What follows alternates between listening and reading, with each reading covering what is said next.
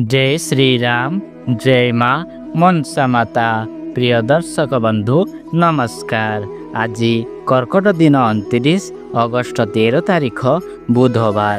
अद्य कर्कट राशि घातबार रही सचेतन रहिबे।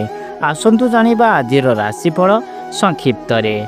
मेष राशि अशांति, वृष राशि कर्मे खुशी, मिथुन राशि आय वृद्धि, कर्कट राशि अप्रीति, सिंह राशि आघात, कन्या राशि नूतन कर्मे खुशी, तुला राशि द्रव्य लाभ, विचार राशि पिलांक दुख, धनु राशि असंतोष, मकर राशि शांतिप्रद, कुंभ राशि भ्रमण शुभ, मीन राशि आय वृद्धि। प्रतिकार गणेश ठाकुर आराधना व पितामाता आशीर्वाद नहीं दिनटी आरंभ करंतु। दिनटी शुभ व भलरे जीव।